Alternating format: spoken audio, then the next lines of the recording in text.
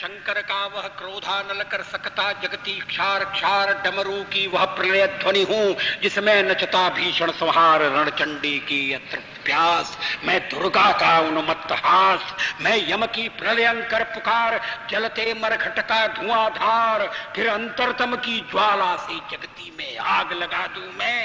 यदि धधक उठे जल थल अंबर, जड़ चेतन तो कैसा विस्मय। आज 25 दिसंबर है, यानी कि भारत के पूर्व प्रधानमंत्री भारत रत्न स्वर्गीय अटल बिहारी वाजपेयी की जयंती।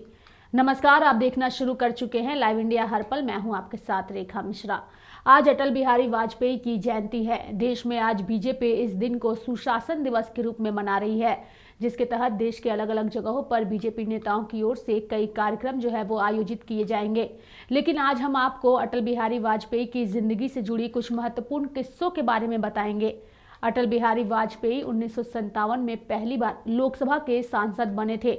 तब भारतीय जनता पार्टी का नाम था भारतीय जनसंघ। उस समय पार्टी में केवल 4 सांसद ही थे। अटल बिहारी वाजपेयी 25 दिसंबर 1924 को ग्वालियर के मिडिल क्लास स्कूल टीचर के घर पैदा हुए थे। राजनीति में आने से पहले उन्होंने अपने करियर की शुरुआत पत्रकारिता से की थी।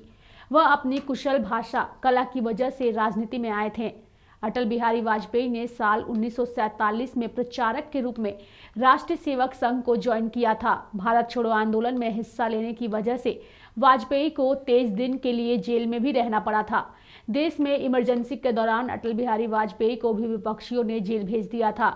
1977 में जनता पार्टी की सरकार में विदेश मंत्री बने थे अटल बिहारी। तब संयुक्त राष्ट्र अधिवेशन में हिंदी में भाषण दिया था। वह इस पल को अपनी जिंदगी का सबसे सुखद पल मानते थे। अटल बिहारी वाजपेयी की खुद की कोई संतान ना होने की वजह से उन्होंने राजकुमारी कौल की बेटी नमिता कौल भट्टाचार्य को अपनी दत्तक पुत्री बनाया था। नमिता ने ही उनके पार्थिव शरीर को मुखाग्नि भी दी थी।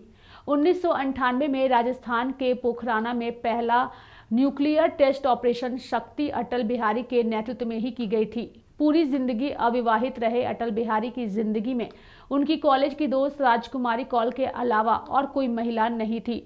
अपने राजनीतिक जीवन में वो 10 बार लोकसभा और 2 बार राज्यसभा के लिए चुने गए थे। 16 मई 1996 में पहली बार वह प्रधानमंत्री बने, लेकिन 13 दिन बाद ही उनकी सरकार गिर गई।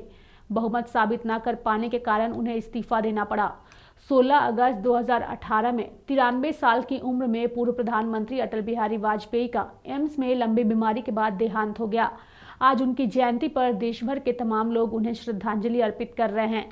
वहीं राजनीतिक दल के नेताओं की ओर से भी अटल बिहारी वाजपेयी की जयंती पर उन्हें याद करते हुए उन्हें श्रद्धांजलि दी जा रही है। लाइव इंडिया हर पल भी अपने तमाम दर्शकों की ओर से अटल बिहारी वाजपेयी की जयंती पर उन्हें श्रद्धांजलि अर्पित करता है।